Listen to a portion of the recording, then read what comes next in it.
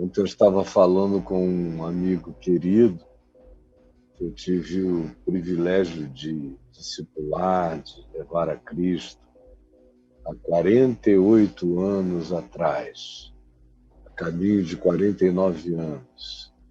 Nós dois, quando nós nos conhecemos, eu parecia muito mais velho do que ele bem mais novo do que eu. Agora, 48 anos depois, a gente está mais ou menos com a mesma cara, ele está com a barba até mais branca do que eu, e tivemos uma conversa gostosa e de muitas lembranças, e nos comprometemos a continuarmos conversando e trazendo à memória o que nos pode dar esperança. E chegamos juntos a uma conclusão ontem, enquanto conversávamos. A conclusão é que quanto mais velhos a gente fica, mais próximas do tempo em que nós começamos a viagem, a gente se torna. Ou seja, quanto mais o tempo e a idade vai passando, por exemplo, para mim, mais apaixonado com a paixão original eu fico possuído. Eu acho que o tempo em que eu estive mais distante da minha paixão original foi justamente o tempo em que eu era mais celebrado, aclamado, aplaudido e incensado neste país e até pelo mundo afora, em tantos outros países. E a gente vai ficando tão cheio de compromisso, tão cheio de glórias humanas, tão cheio de opiniões, tão cheio de cátedras, tão cheio de moções, tão cheios de condecorações, tão cheios disso tudo, que aquilo que de fato tem importância, que carrega significado, vai ficando diminuído. A gente pensa que não, a gente pensa que faz parte, mas na realidade não é a boa parte, é a parte que nos será tirada, mas a boa parte é essa do primeiro amor. Essa não nos será jamais tirada. Bem-vindos todos os que estão chegando, ainda tem muita gente para chegar, embora hoje seja sexta-feira, é um dia em que as pessoas estão numa agitação diferente. Nós, no entanto, estamos aqui esperando todos por você. Eu espero que todos vocês venham, cheguem agora mesmo. Enquanto isso, eu não posso esperar. Eu vou adiante. Quem não pegar, assiste, vê, bota para trás. Isso aqui é o YouTube. Você puxa a linha vermelha para ali e assiste o que você perdeu. Vai caminhando, como eu faço. Eu tenho TV por assinatura, e dessas TVs por assinatura eu tenho a Sky, que te dá o recurso de você poder ir para frente e ir para trás. Mais de 1h30 de dinâmica de vai para frente, vai para trás. Então você não perde nada. Ou bota para gravar ou já chega sabendo que se retroceder, você tem 1 minuto para trás. É o mesmo mecanismo que você tem, 1 minuto não, 1h30. É o mesmo mecanismo que você tem aqui, por exemplo, no YouTube, ou no Facebook, ou em algumas dessas plataformas. Chegou atrasado, não está entendendo nada, bota para o começo, seja humilde, ande 10, 15 minutos atrás do pessoal, e quem sabe, se for o caso, quando chegar no intervalo, você tenta se aproximar mais do tempo real. Mas eu não posso, todavia, esperar. Entendeu, não é? Então está aqui o texto, já devia estar aí para você, primeira epístola de João, meu amigo Braulio, capítulo 3, verso 14, e que nos diz assim: nós sabemos que já passamos da morte para a vida. nós sabemos que já passamos da morte para a vida. Essa é uma afirmação poderosa. Para quem não entende a razão, parece até a afirmação de arrogância, de presunção, de soberba, de algum surtado espiritual que tem a ousadia de fazer uma afirmação dessa natureza. Nós já passamos da morte para a vida. Já passamos da morte para a vida. E que coisa mais fascinante, se for verdade, é você poder tomar posse disso para você, para a sua vida. Já passamos da morte para a vida. E quando eu criei no Evangelho, no meio do ano 73, 18 de julho de 73, quando eu criei para mim, eu tinha sido criado sabendo dessas coisas básicas que, se você estiver à volta de uma mesa, não estiver, deixa eu corrigir o tempo verbal, se você estivesse há 50 anos atrás à volta de uma mesa, numa casa de gente piedosa e cheia de fé, você, à volta da mesa familiar, ficava sabendo de tudo que importava, de todos os básicos da fé, da compreensão e da informação do Evangelho. Então eu cresci ali, à volta, pelo menos da mesa, porque eu passava o dia correndo para lá e para cá, para lá e para cá, e à noite também, mas havia as refeições. E até os meus 14 para 15 anos, pelo menos uma refeição eu ainda fazia em casa. Era o bastante para ouvir minha mãe conversando com meu pai, ou meu pai falando das leituras que ele estava fazendo na Bíblia, no Evangelho, e um menino inteligente, esperto, sentado ali, captando uma quantidade enorme de coisas. No entanto, nada daquilo era para mim, era só uma informação que eu tinha, que estava em algum lugar na minha memória e que fazia parte da vida dos meus pais. No entanto, a informação me alcançava, mas ainda me alcançava sem nenhum impacto ou sem nenhuma significação que fosse provocativamente transformadora no meu consciente.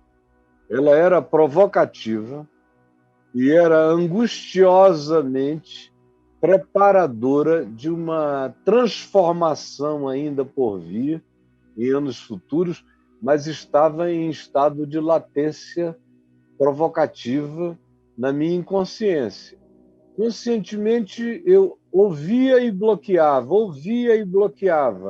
não me trazia nenhum proveito, até que chegou a hora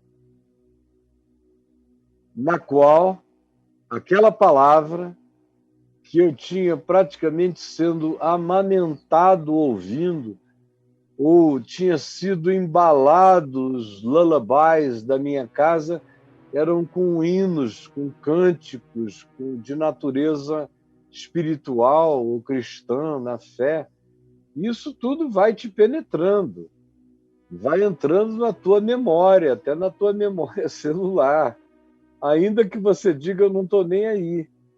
No entanto, quando chegou o tempo daquilo que estava amadurecendo, eclodir dentro de mim, eu entendi a diferença entre ter aquela informação e possuir o benefício dela, o benefício daquela informação.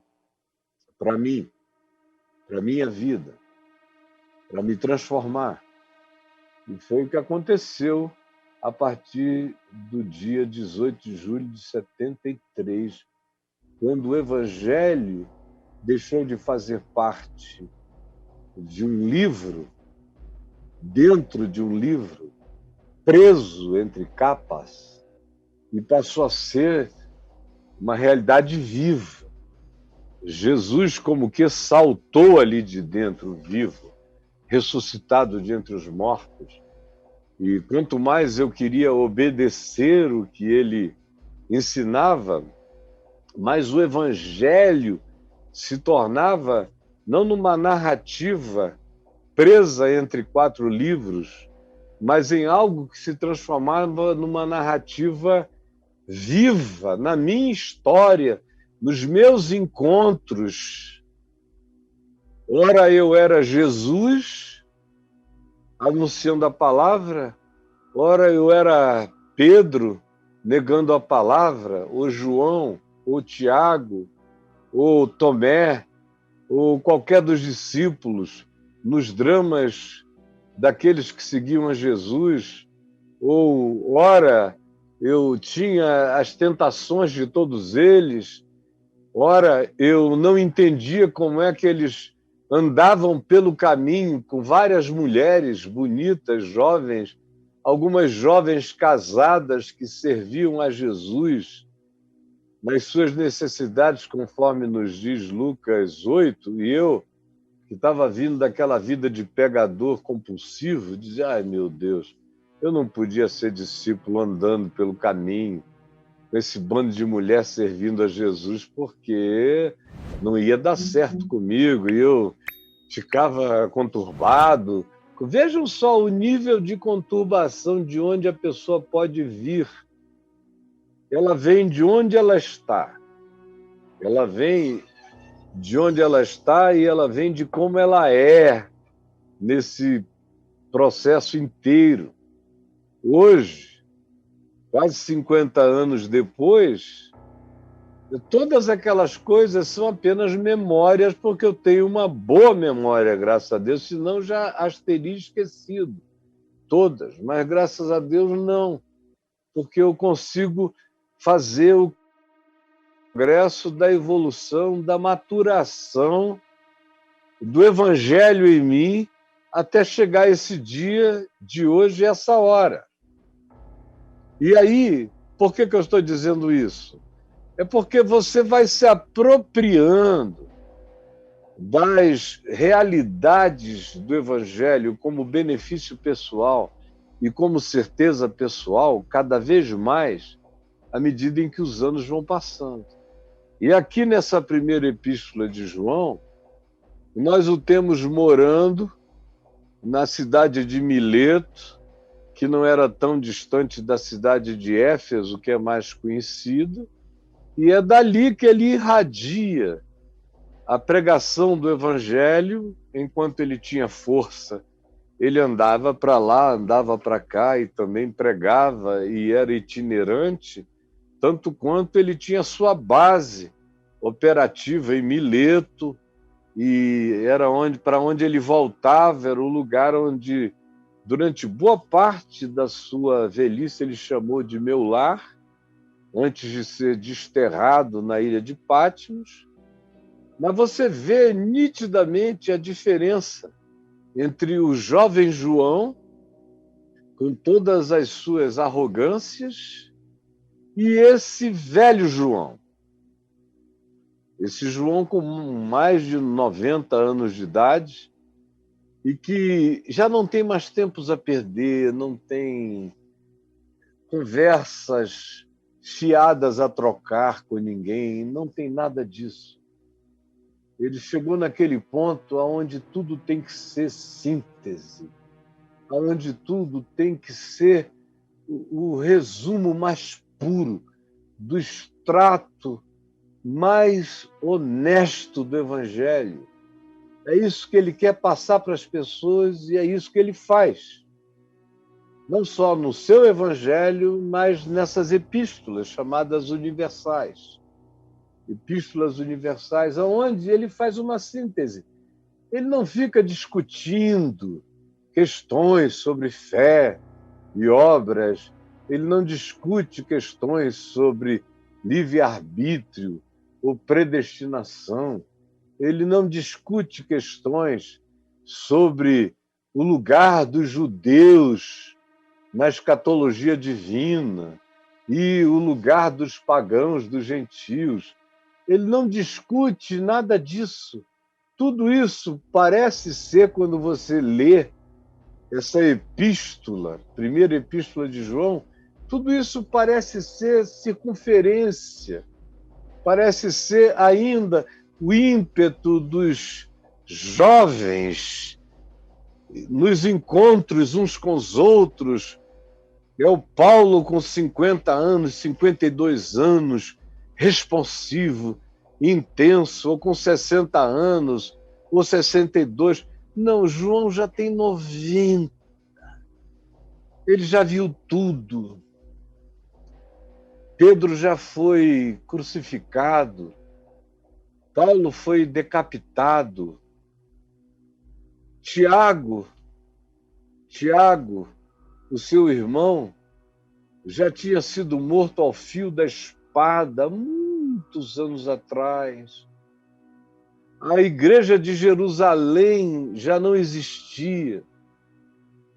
Jerusalém, a cidade, já tinha sido derrubada, destruída, e todos os seus tesouros tinham sido levados para Roma pelo general Tito, para que lá fosse erigido por Vespasiano o Coliseu Romano.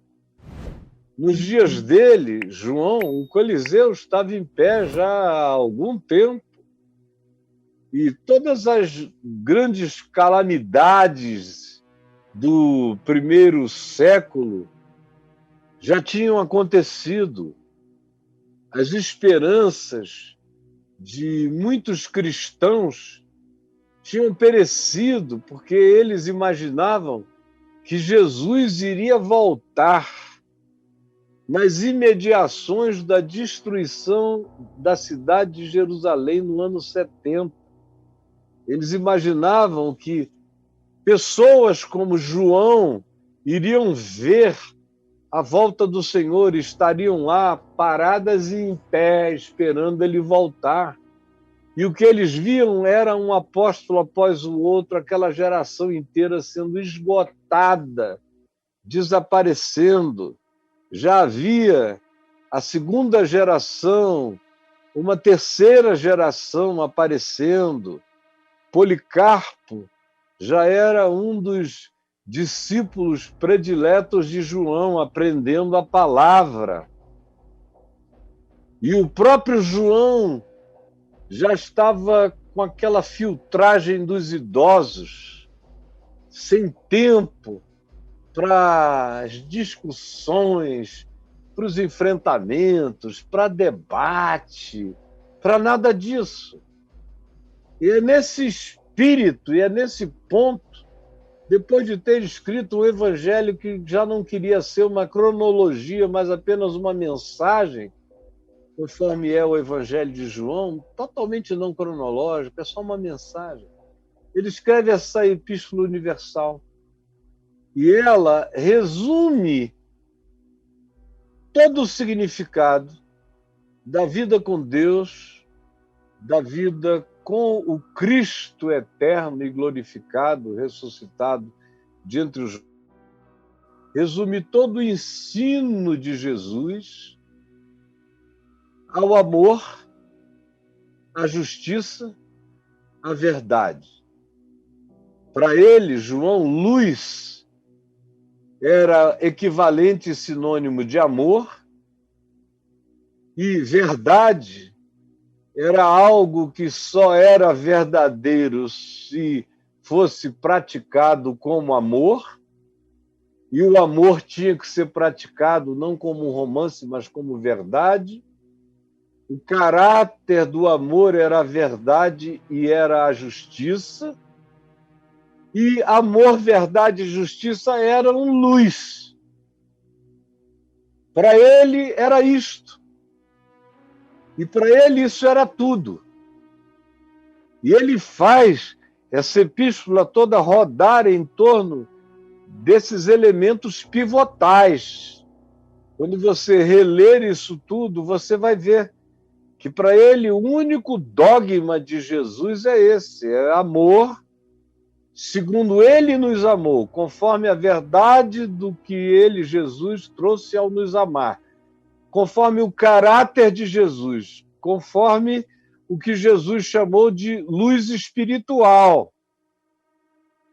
Então, para ele é isso, e o que passar disso já é a desnecessidade da logorreia cansativa dos jovens disputadores na sua própria vaidade, ainda que seja discutindo o evangelho, ainda estão fazendo isso com a vaidade de quem quer alcançar supremacias e lugares superiores na compreensão e no entendimento. Isto dito, olha o que diz esse verso 14. Nós sabemos que já passamos da morte para a vida. Aí você diz, como? Por quê? E ele responde, com a mesma simplicidade peremptória com a qual ele faz essa afirmação inicial. Nós sabemos que já passamos da morte para a vida. Por quê? Porque amamos os irmãos. Amamos os irmãos. Aí você diz, que irmãos? Para João, ele tinha algumas categorias de irmãos. Ele tinha os irmãos na fé, são aqueles que se congregavam, que se reuniam, como uma comunidade de esperança em torno do nome de Jesus. Esse é o primeiro nível concêntrico dessa irmandade. À volta disso, ele tem a sociedade circundante imediata. Ele tem, por exemplo, em Mileto ou em Éfeso, mas ele tem a comunidade da fé e à volta tem a cidade de Mileto. Os pensadores de Mileto, os filósofos de Mileto, as universidades a Universidade de Mileto. Mileto era um dos lugares mais cultos da antiguidade. Foi onde a ideia de verbo como razão que está por dentro e permeia toda a criação do universo, o Logos. Foi lá que isso surgiu 500 anos antes de Jesus, antes de João ir para lá.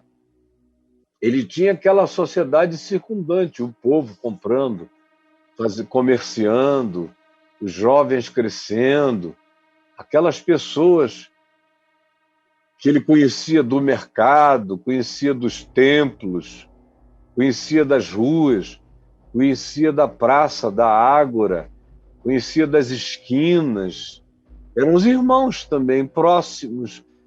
Eram o vizinho a ser amado, onde também se esperava que o meu amor, provocado pela consciência em fé acerca de Jesus na minha vida, se manifestasse como amor a Deus no próximo. Então tinha esse círculo da comunidade da fé.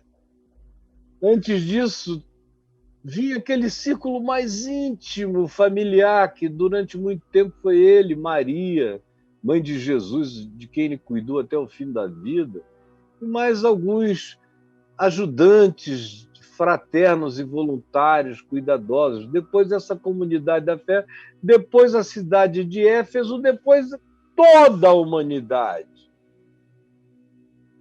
Então isso vai do cuidado que ele teve por Maria, mãe de Jesus, durante tantos anos, mais do que qualquer filho dela, porque ele a tomou com ela e a levou para casa e a levou com ele para onde quer que ele fosse. Assim dizem as melhores tradições. tanto quanto havia a comunidade da fé, os que se reuniam para celebrar o nome de Jesus, para orarem, para ofertarem para a ajuda dos mais pobres e para desenvolverem e crescerem e maturarem a sua consciência em Cristo sobre o significado do Evangelho. Aí vinha a sociedade e aí vinha o mundo inteiro. Esses são os irmãos de João. Esses são os meus irmãos. Esses são os seus irmãos. Infelizmente, a religião conseguiu transformar isso tudo em outra coisa. Os nossos irmãos hoje em dia são apenas os que fazem parte de uma congregação, às vezes enorme, onde ninguém conhece quem é quem, não sabe quem é quem, porque são congregações com 5, 6 reuniões ou 3 reuniões num dia de domingo, onde um grupo vai aqui, outro grupo vai ali. Tem gente que nunca se viu, nunca se falou, nem se falará, morrerá sem se conhecer. Mas você chama isso de minha congregação e de meus irmãos. É uma congregação que não agrega, é uma massificação que só desagrega. E os irmãos que você diz que são os seus irmãos ali são os que você não sabe nem quem são. Mas você tem essa imagem abstrata de que aqueles naquele lugar são os seus irmãos e você não precisa amar, se preocupar, se interessar, assim como você não se interessa pelos da sua própria casa. Sendo eles irmãos da fé ou não. Se forem irmãos na fé, você logo, logo fica cínico com todos eles, e eles todos cínicos com você. Vocês, lá dentro do ambiente congregacional, mal se falam, porque muitas vezes se odeiam, mas levantam a mão, oram, adoram, dão a Deus para os céus, para o teto, para o ventilador, para o ar-condicionado, para a iluminação. Oh, aleluia, para lá e para cá. Agora, o teu irmão, que é teu irmão familiar, que frequenta o mesmo lugar, você não quer nem saber se ele está lá. E em casa, com ele, vocês são todos irmãos e todo mundo se odeia. Irmãos de DNA, ou irmãos por afinidade, ou irmãos por congregação, mas vocês se tornaram impermeáveis uns para os outros. E se esses membros da família não são também membros da congregação, você ainda tem a pachorra é a palavra, de ficar acusando os membros da sua família que não são crentes, que não são da sua congregação ou que não são evangélicos. Os católicos fazem a mesma coisa, mas numa intensidade menor. Eles são mais calados, mais reservados e mais secos, às vezes.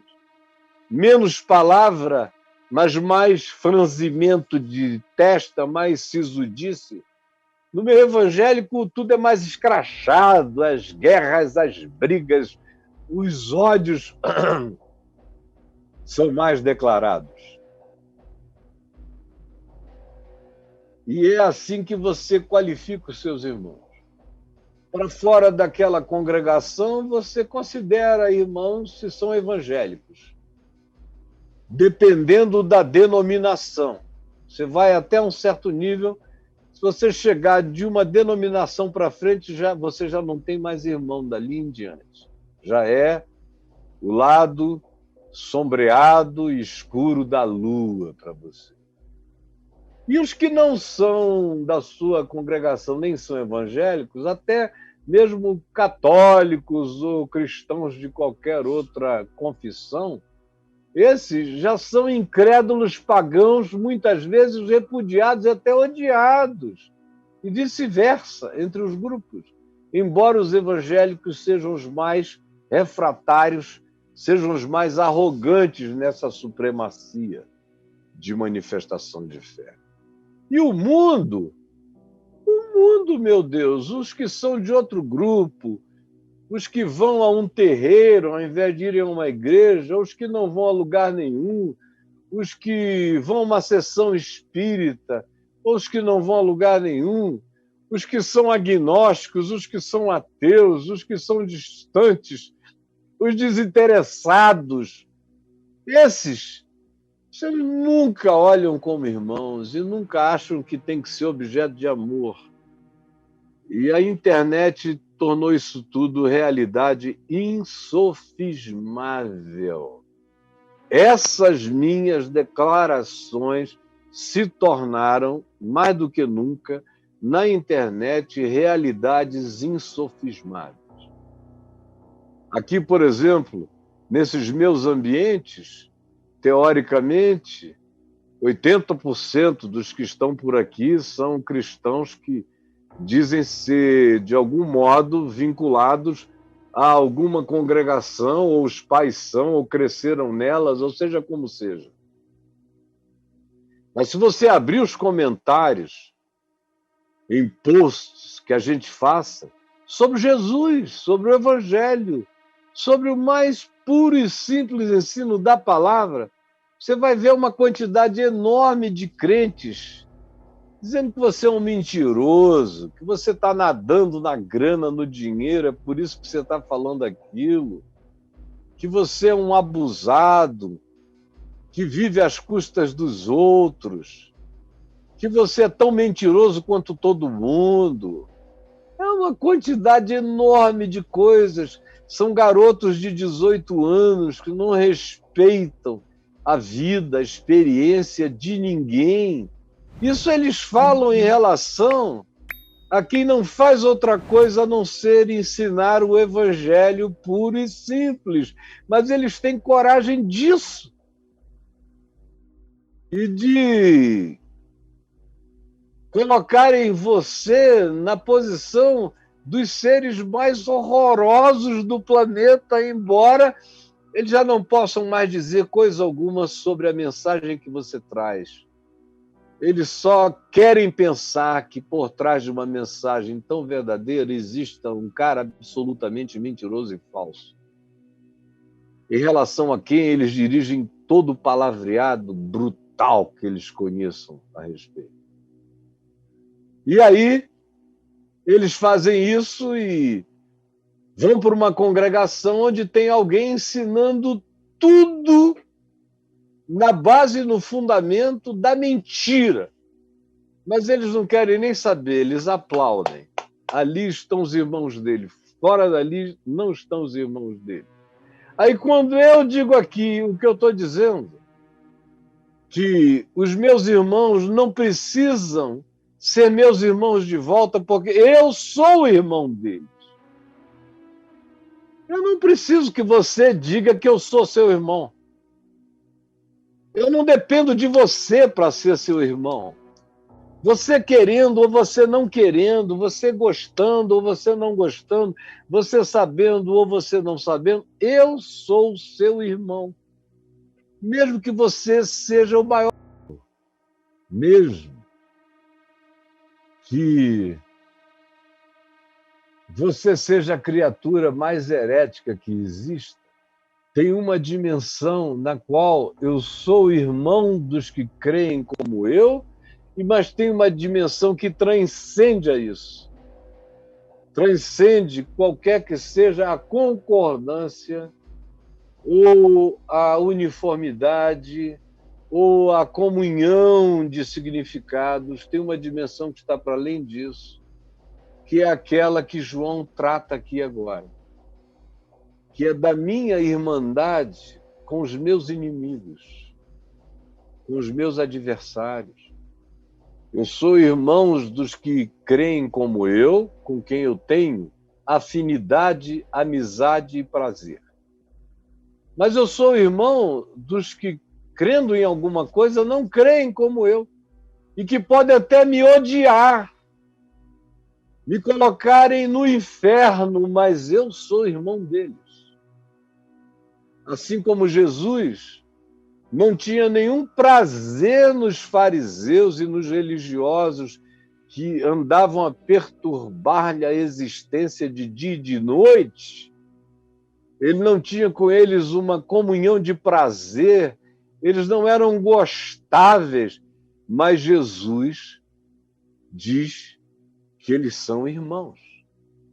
Diz no texto que eu li ontem aqui, de Hebreus 12, de Hebreus 2, do verso 10 ao verso 15, onde ele diz que por causa disso, porque ele tem uma identificação com a dor humana universal, ele não tem vergonha de nos chamar seus irmãos e de proclamar a nós a sua palavra. Ele continua e continuará, como ele fez sempre. Mesmo com os piores antagonistas. Ele não chama esses antagonistas de irmão amado, mas eles são irmãos dele. Foi por esses também que ele morreu na cruz. Morreu pelos piores antagonistas, morreu pelos judeus que disseram: caia o seu sangue sobre nós e sobre os nossos filhos. Como no julgamento perante Pilatos, antes da crucificação. Todavia, para Jesus, eles também são seus irmãos. Nunca deixaram de ser. De modo que eu tenho irmãos que eu gosto muito dentro da congregação, como eu tenho irmãos que eu amo na minha família. E eu, graças a Deus, amo a todos os meus irmãos. E amo a todos os que estão à volta da minha mesa. E amo a todos os meus filhos. E amo a minha família, graças a Deus. Mas mesmo que houvesse ou que haja na minha família alguém que não goste de mim, ele vai gostar de mim, não gostar de mim sozinho. Ou haja alguém que não goste de mim, ele vai não gostar de mim sozinho. Porque eu o amarei. Assim como você que chega aqui usando uma palavra antiga, me esculhamba como você pode. Isso é um problema seu, cara. Você vai responder em outra instância.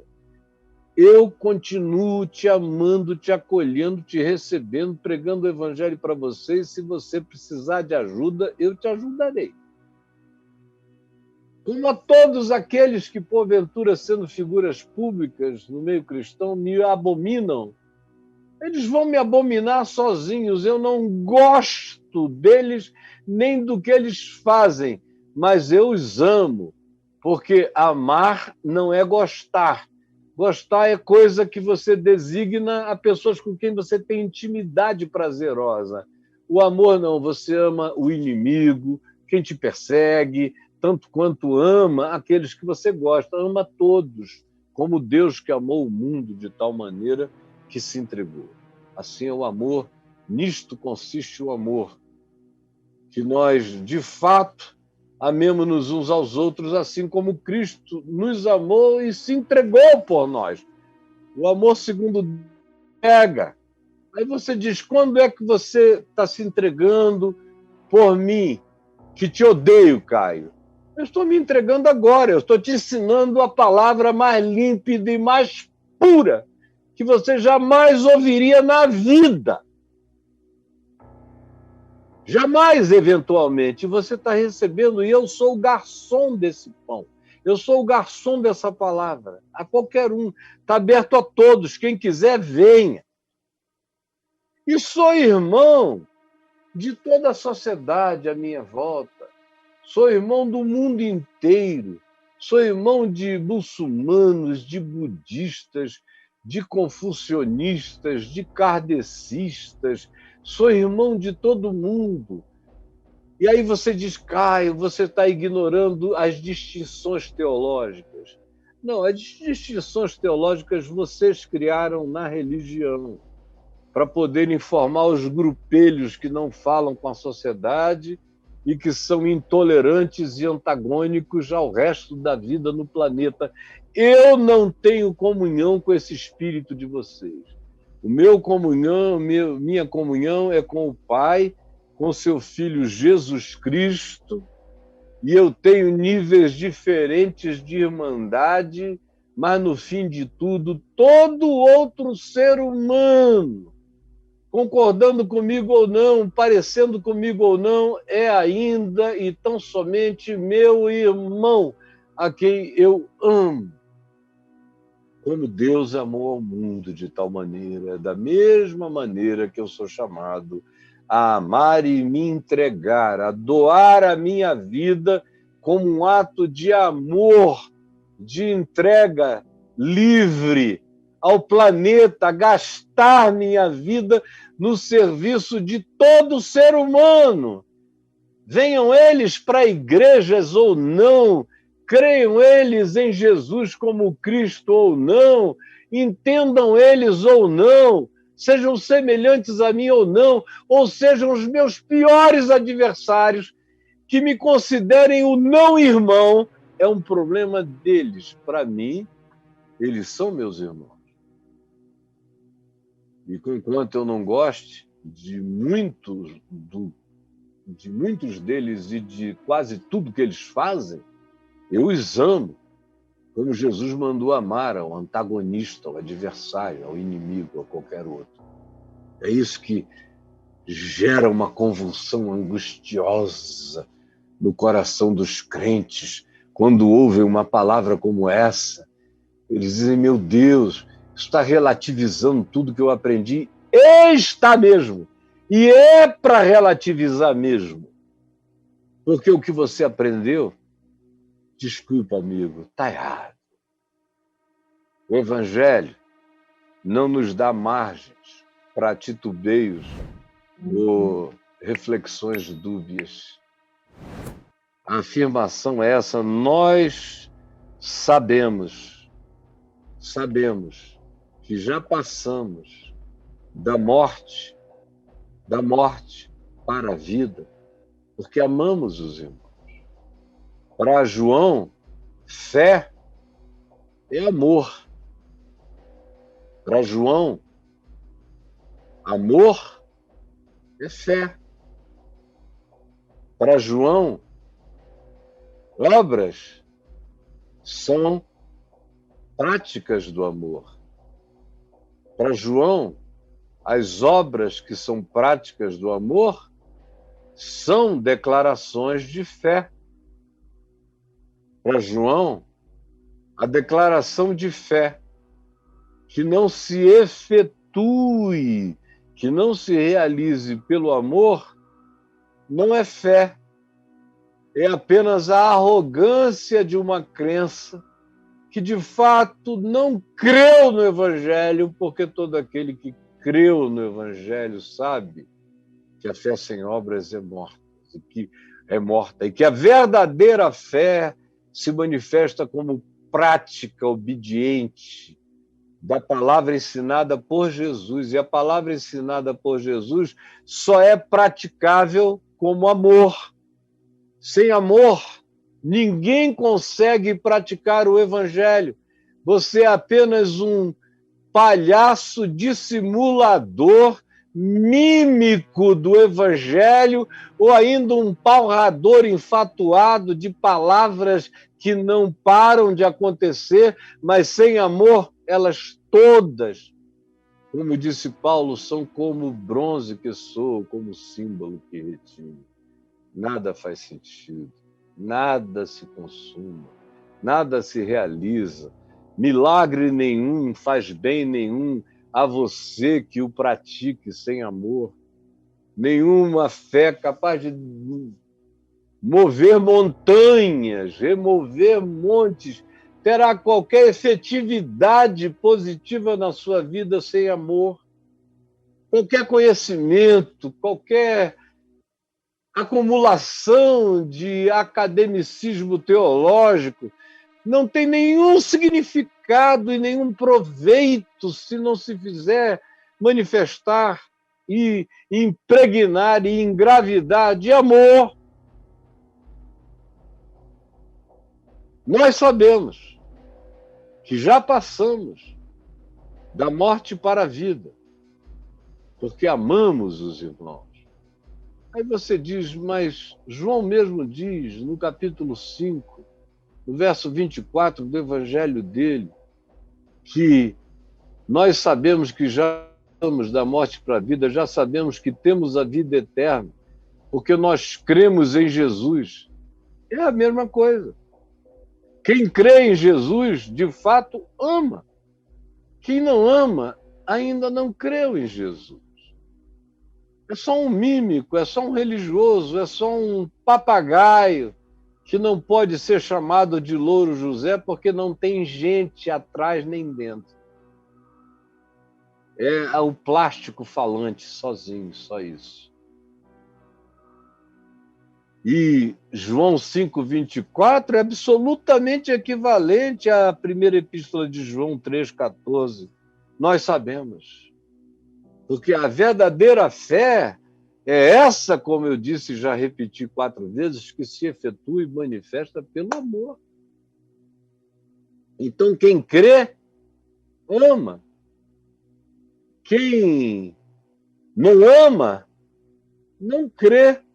A fé que vale diante de Deus e como benefício pessoal para a vida desse que diz que crê. Ora, nós sabemos que já passamos da morte, já atravessamos. E como eu disse introdutoriamente, lá no início, quando eu tomei conhecimento disso, do iniciozinho da minha caminhada, para mim passou a ser condição sine qua non que o amor crescesse dentro de mim. E o amor não era assim, eu aprendi logo com meu pai que não era romance, não era emoção, não era sensação, não era paixão fraterna. Essas coisas a gente até tem, ama ardentemente alguns irmãos com quem a gente tem profunda intimidade, mas eu fui aprendendo com ele a amar os que falavam mal dele, os que o abominavam, os que o aborreciam, todos crentes, porque o povo da cidade inteira o amava, quase o adorava. E eu fui vendo que amor era atitude, era gesto, era ação, era prática, era compromisso, era fidelidade com Deus no serviço honesto à vida e ao próximo. Ficou claro dentro de mim e no meu coração nunca houve a impressão de que eu poderia ter alguma forma de fé que fosse à parte da prática em obediência do amor, porque a obediência do Evangelho é a obediência ao amor de Deus na direção de todos os outros seres humanos, na direção dos que estão na minha casa, como diz Paulo, porque se alguém não cuida dos seus, especialmente dos da sua própria casa, Paulo diz, tem negado a fé e é pior do que o incrédulo. Eu entendi logo que a minha fé e o meu amor tinham que cobrir qualquer grupo de irmãos, mesmo que eles não gostassem de mim e eu necessariamente não gostasse do que eles fizessem, mas eu os acolheria e eu me abriria para eles em amor em qualquer circunstância da vida. E o mundo inteiro também era feito de irmãos. Eu nunca consegui comprar a ideia protestante radical de que nós, os que somos de igreja e que fomos batizados, somos os filhos de Deus e os outros são criaturas de Deus.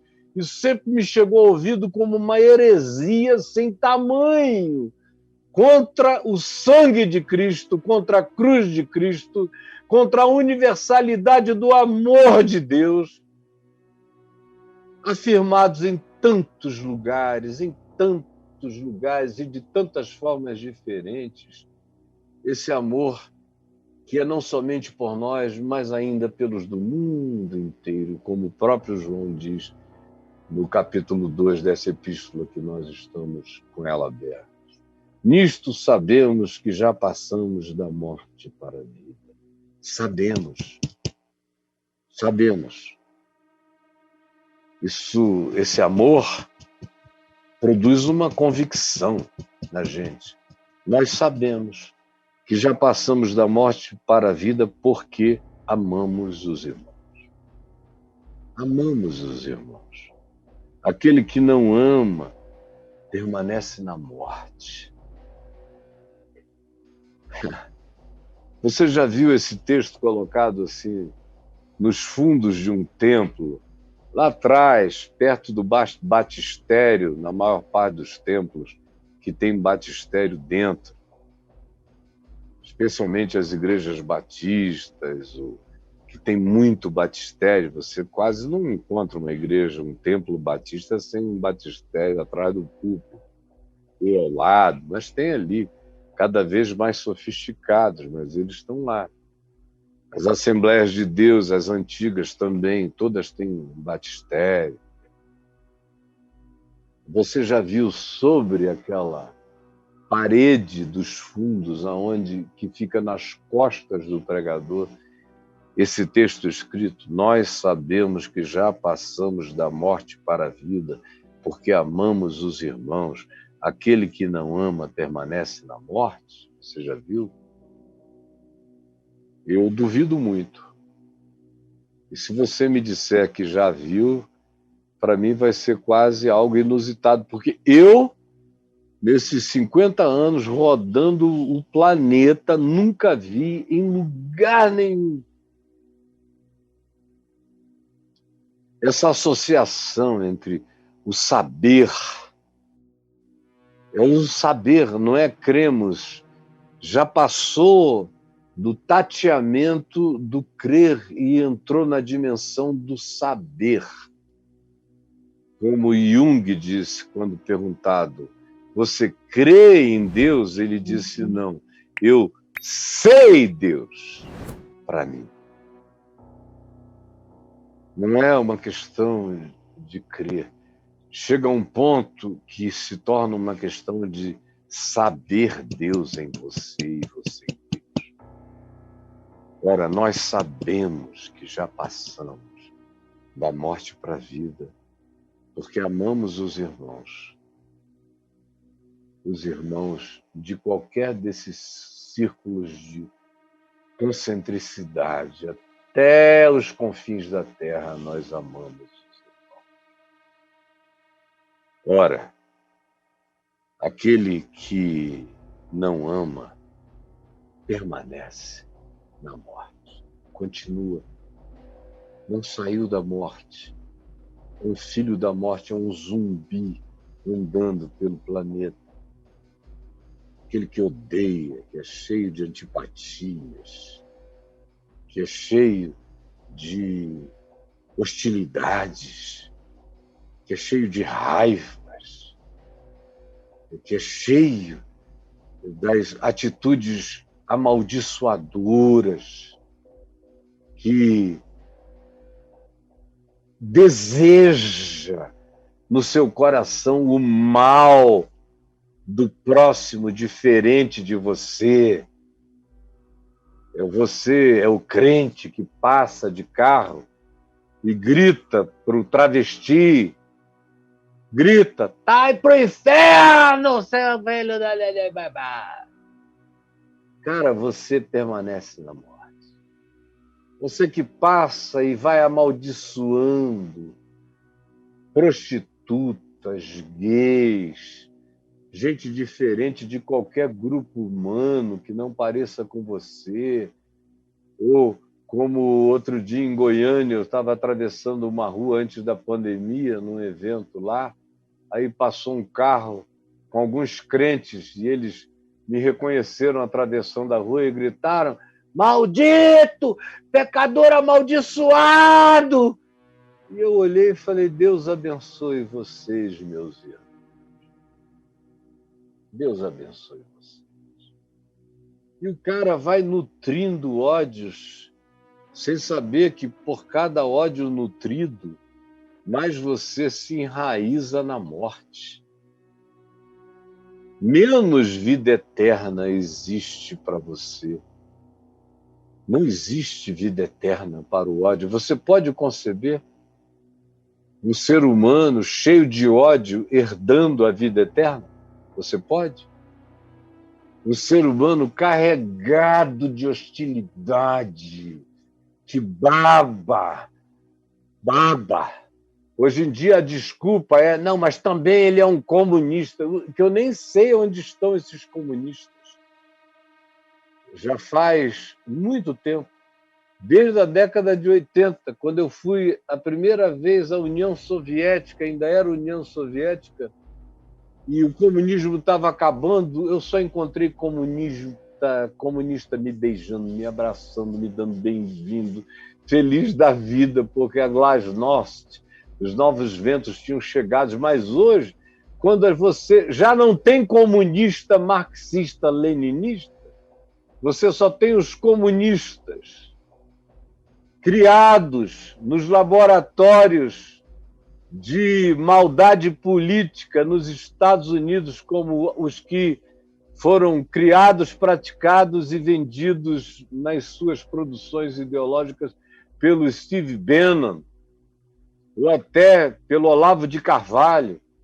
São esses comunistas do marxismo cultural, em relação a cujo conceito eu sou comunista. A minha família inteira é uma família de comunistas, porque se você amar o mundo como Deus em Cristo amou o mundo, você é um marxista cultural. E parece que isso dá uma justificativa para você odiar o mundo. Como se Deus amasse mais o ódio ao que você chama de marxismo cultural do que amasse o indivíduo que você odeia, não importa quem ele seja contra. O fato é o seguinte: tanto mais quanto você tente arranjar pretextos para justificar as suas malquerências e os seus ódios, mais você se planta, põe seu espigão na morte. Porque todo aquele que odeia permanece. Permanece. Quando morrer, a melhor escatologia que se pode desejar a uma pessoa assim, eventualmente como você está, é que em morrendo, morra mesmo, morra. Como diz o texto hebraico de Gênesis 3. Morrendo, morrerás. Gênesis 2. Morrendo, morrerás. É o melhor cenário. É virar orangotango, chimpanzé, é não evoluir na direção do Homo sapiens sapiens em Deus. Não. É aquele que foi funcional para lá e para cá, fez o mal para todo lado, odiou como quis, dividiu como quis, propagou as piores ideias do mundo e morreu, e quando morreu foi sepultado e acabou. Não tem céu e, graças a Deus, não tem inferno para você. É a melhor escatologia que você pode adotar. É a melhor. Porque se tiver inferno, para você que odeia tanto, cara, você está botando raízes nos quintos dos infernos. No quinto inferno de Dante. Não faça isso, não. Porque aquele que odeia permanece na morte. Nós, porém, sabemos que já passamos da morte para a vida, porque amamos a Deus no próximo. Porque Deus só aceita amor no próximo. Nós sabemos que passamos, porque a nossa fé atua pelo amor, se torna eficaz no amor. E porque qualquer fé que não seja praticante do amor é como o bronze que soa, como o símbolo que retine, não realiza nada, não produz nada, não vai a lugar nenhum, não produz coisa alguma, exceto morte também, ilusão e engano. Tem muita gente que gostaria que fosse diferente. Tem gente que vai sair correndo daqui, vai procurar alguém para conversar, querer saber a opinião, se é tão assim. Infelizmente, meu querido, quando você chegar lá, você vai ver que é assim. Que quem ama já passou da morte para a vida. E que aquele que não ama. Aqui está dizendo não ama, não está nem dizendo odeia. Há lugares em que diz odeia, odeia. Como no verso 15, todo aquele que odeia seu irmão é assassino. Vai mais longe ainda. Ora, vós sabeis que todo assassino que carrega o espírito do ódio e do assassínio no coração não tem a vida eterna permanente em si mesmo. Mas no verso anterior não precisa nem chegar ao ódio. Ele diz aquele que não ama, é o indiferente ao destino, à vida, à dor, à calamidade, à fome, à sede, à doença sem tratamento, sem remédio, à angústia. Não importa se o terremoto foi aqui ou foi na Turquia, ou se as mães que estavam chorando estavam dizendo, ai meu Deus, ou... tanto faz. São meus irmãos. São amados pelo meu Pai que está nos céus. E por esses que Deus amou e deu seu Filho. E ora, nós sabemos que Jesus é a propiciação pelos nossos pecados. E não somente pelos nossos próprios, diz João nesta epístola, mas ainda pelos do mundo inteiro. Senhor Jesus, por favor, ajuda-nos a acolhermos a Tua palavra sem a complicarmos. Porque quem a complica é porque não quer a prática do amor na sua vida e fica tentando arranjar alternativas para uma vida contigo que não seja exclusivamente baseada no nosso amor por ti, no próximo, no irmão, em todos os tipos de irmãos. Por favor, abre o nosso entendimento e tira o empedernido, a dureza, a implacabilidade dos nossos corações. A impermeabilidade deles é o que eu te imploro. Em nome de Jesus. Amém e amém.